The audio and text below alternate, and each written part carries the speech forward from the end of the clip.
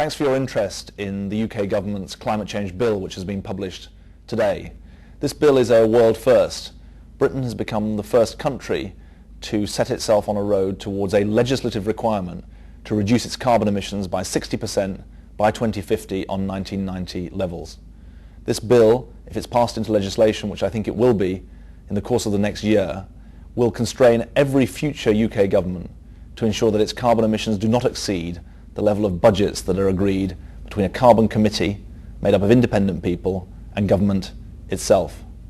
The bill will have impacts for government itself and the way it runs its own operations, for businesses who should now have clear and consistent messages about the way in which the UK is determined to lead the fight against climate change, and also for individuals, because in the end this isn't something that governments and businesses can do alone.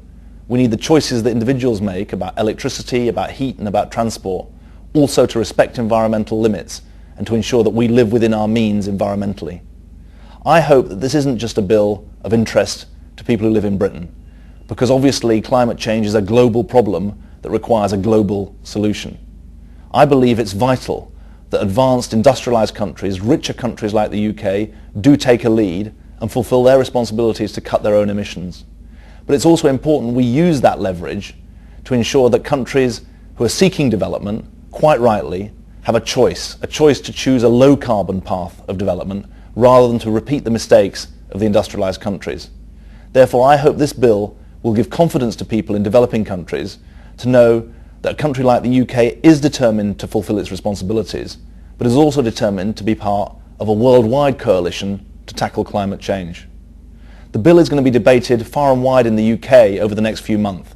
We're having a pre-legislative period so that everyone, whether in business or in schools or private citizens, can have their say about the climate change bill. After that, it will be introduced into Parliament, debated, and I hope the source of real national consensus about the way forward. Thanks for listening. I look forward to your contribution.